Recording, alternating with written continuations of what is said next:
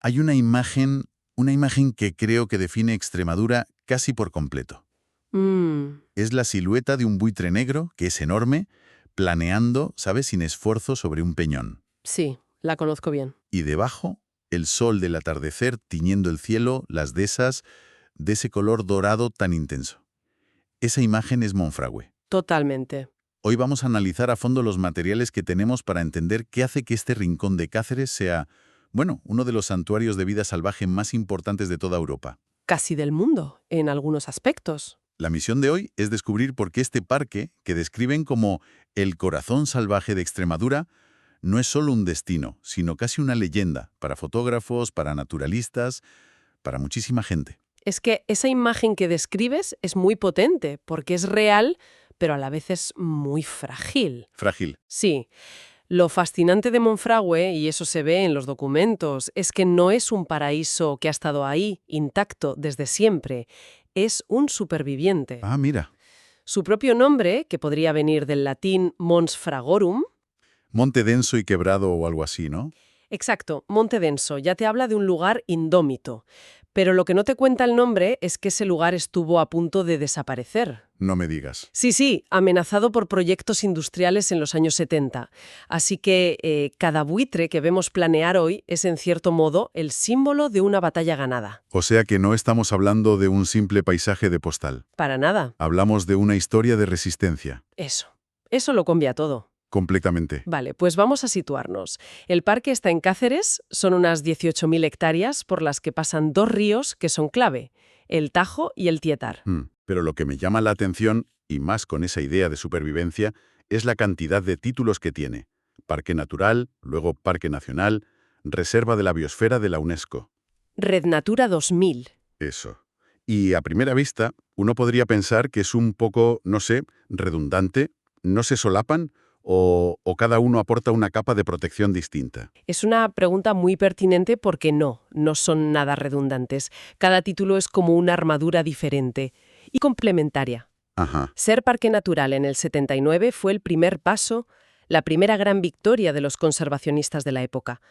Pero elevarlo a parque nacional es darle el máximo blindaje que permite la ley española. Vale. Significa que la conservación es el objetivo prioritario, por encima de cualquier otra cosa.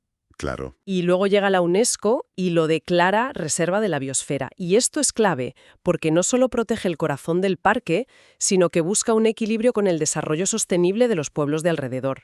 O sea que no es una burbuja aislada. Exacto, se integra en el territorio. Y la Red Natura 2000 ya lo mete en la Liga Europea, asegurando que sus hábitats y especies son, patrimonio de todos los europeos. Cada título es una muralla más. Entendido. Un blindaje construido a lo largo de décadas. Y ese blindaje protege una geografía muy particular.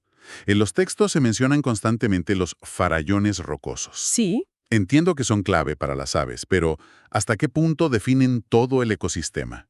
Porque yo cuando pienso en Extremadura, también pienso en la dehesa, ese paisaje tan nuestro, que también está por todo el parque. ¿No es igual de importante? Iones de cuarcita, esas paredes de roca verticales Impresionantes. que se clavan en el río son el elemento más espectacular, sí, son el escenario, el hogar insustituible del buitre leonado, de la limoche, del halcón. Pero un escenario sin actores. Y sin una despensa bien surtida no sirve de nada. Y esa despensa es la dehesa. El bosque mediterráneo de encinas y alcornoques es el sistema que alimenta a toda la base de la pirámide. Claro. Produce bellotas para jabalíes y ciervos, cobija conejos, perdices, que a su vez son el alimento del águila imperial. Los roquedos y la dehesa son las dos caras de la misma moneda. No pueden existir el uno sin el otro. El escenario y la despensa. Me gusta. Y aquí los actores son de primer nivel. Hablemos de los protagonistas, las verdaderas estrellas del rock del parque.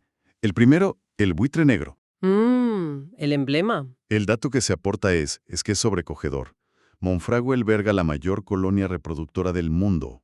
No de España, no de Europa, del mundo. Es que ese dato pone a Monfragüe en el mapa mundial de la conservación de una forma rotunda. Es una locura. El buitre negro es una especie catalogada como vulnerable. Que su principal bastión a nivel global esté aquí, convierte al parque en una pieza irreemplazable del puzzle de la biodiversidad mundial. No es una anécdota, es una responsabilidad enorme. Y junto a él, su primo, El buitre leonado.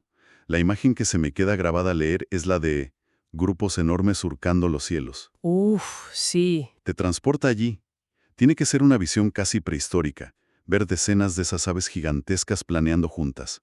Para ver algo así supongo que hay un lugar icónico, ¿no? Un punto clave. Sin duda. Y ahí es donde la experiencia del visitante y la vida de la fauna se fusionan a la perfección. Ese lugar es el Salto del Gitano. Ajá, Es un mirador que la naturaleza parece haber diseñado a propósito. Te sitúas en una orilla del Tajo y justo enfrente tienes una pared de roca vertical de cientos de metros donde anidan y descansan los buitres leonados. qué bueno. No estás invadiendo su espacio, no los molestas, simplemente observas. Recuerdo la primera vez que estuve allí. De repente el silencio se rompe no por un ruido, sino por una sombra que te cubre por completo. Wow. Levantas la vista y tienes un animal de casi 3 metros de envergadura pasando justo por encima de ti. Se te corta la respiración, de verdad. Qué maravilla. Es como si el parque te invitara a ser testigo sin ser un intruso. Justo. Y claro, no podemos olvidarnos del águila imperial ibérica, otro de los grandes emblemas y una de las rapaces más amenazadas del planeta. Verla aquí debe ser el premio gordo para cualquier aficionado. Es el gran tesoro, sí. Pero lo realmente profundo, lo que nos dice que Monfragüe es un ecosistema que funciona con la precisión de un reloj suizo, no es solo la presencia de una de estas grandes rapaces. ¿Ah, no? Es la presencia de todas ellas juntas. Tienes águila imperial, águila real, águila perdicera, búho real. ¿Todas a la vez? La coexistencia de tantos superdepredadores en un mismo territorio nos grita que la base de la pirámide alimenticia es increíblemente sana y abundante. Claro, tiene que haber comida para todos. Dice que la calidad del agua de los ríos es excelente. La cima de la pirámide solo puede ser así de espectacular si los cimientos son de una solidez extraordinaria. Claro, porque la vida no está solo en el cielo. Más allá de las aves, se habla de una fauna terrestre muy rica. Ciervos, jabalíes, nutrias, e incluso se menciona la presencia del lince ibérico, aunque sea de forma, esquiva. Sí, muy difícil de ver. Hay un momento del año, en otoño, que parece ser mágico para esto, la berrea. Se describe como un ritual ancestral, una experiencia más sonora que visual. ¿Qué tiene de especial vivirla allí? Lo que tiene de especial es el eco. El eco. Sí. Escuchar el bramido de un ciervo en un bosque cualquiera ya es impresionante, pero escucharlo rebotando en las paredes de roca de Monfragüe, en ese anfiteatro natural, le da una dimensión casi telúrica, primigenia. Qué potente. Y de nuevo, conecta todo el ecosistema. Esos ciervos de la berrea se han alimentado en las dehesas. Los jabalíes ozan allí. Las nutrias se refugian en la vegetación de ribera, en los sauces y alisos que bordean el Tajo y el Tiétar. Y los animales más pequeños Conejos, reptiles. se esconden en el matorral de jara, brezo y retama, que en primavera es una explosión de color y aroma.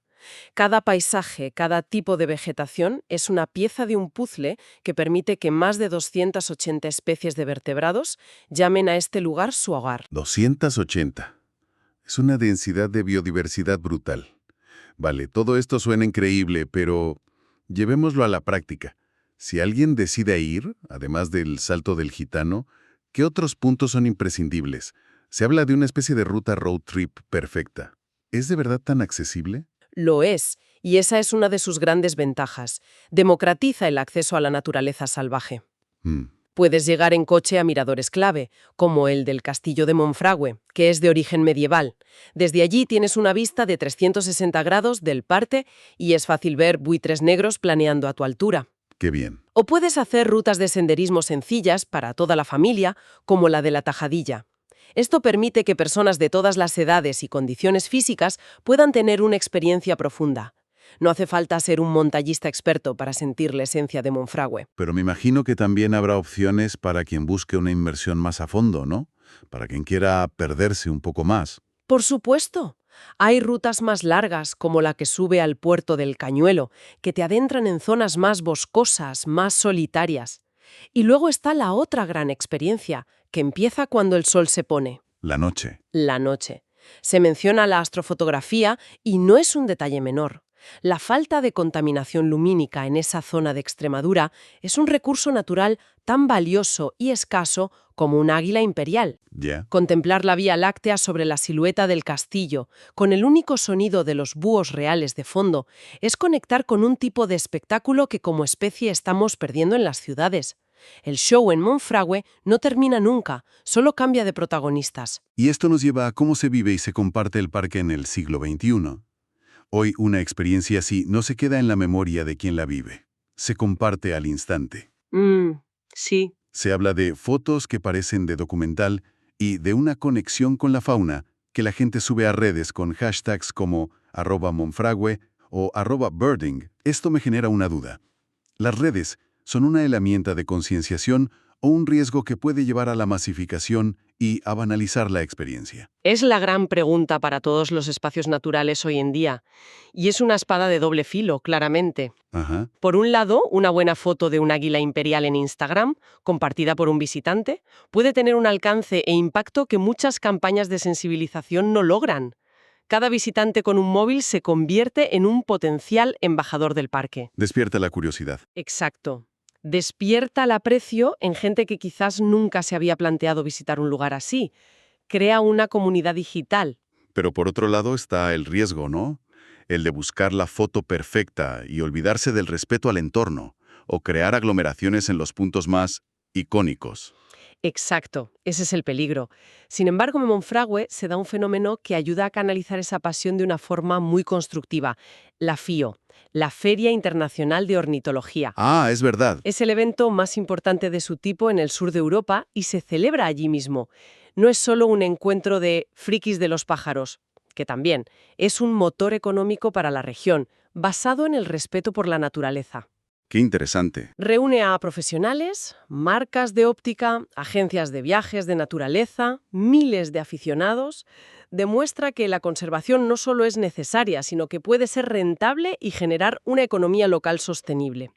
Esa comunidad, la física de la FIO y la digital, es un poderoso aliado para el futuro del parque, si se gestiona bien. O sea, la clave es canalizar esa pasión, educar a esa comunidad para que no solo sean espectadores, sino también guardianes. Esa es la clave. Si tuviéramos que destilar una idea final, yo diría que Monfragüe no es solo un lugar para ver animales, es una lección sobre cómo un ecosistema complejo y vibrante puede sobrevivir e incluso prosperar si se le da una oportunidad. Me quedo con esa frase que leímos. Cada roca, cada árbol y cada río cuentan la historia de un ecosistema vivo. Y yo añadiría que cuentan la historia de un superviviente que lo es gracias a una decisión consciente. Su existencia hoy no fue un accidente. Fue el resultado de la lucha de científicos, naturalistas y una sociedad que en su día decidió que el vuelo de un buitre valía más que el hormigón de una presa o el humo de una fábrica en ese lugar. Qué importante es eso. Monfragüe es un legado que hemos recibido porque alguien luchó por él. Y nos recuerda que la conservación es una elección que hay que renovar cada día. No podemos darlo por sentado. Totalmente. Y para terminar, me gustaría dejar una última reflexión en el aire. Los materiales describen cómo los visitantes capturan imágenes que parecen de documental. Y esto me hace pensar, en un mundo donde consumimos la naturaleza mayoritariamente a través de una pantalla, filtrada, editada, ¿qué cambia en nuestra percepción cuando somos nosotros quienes estamos allí, en directo, viendo la escena sin cortes? Es muy diferente. Cuando sientes el viento que trae el batir de unas alas enormes sobre tu cabeza, nos convierte ese momento de meros espectadores a testigos. O quizás, al sentir esa conexión tan real, tan visceral, nos inviste de una suerte de responsabilidad, convirtiéndonos en guardianes de ese instante y, por extensión, de ese lugar.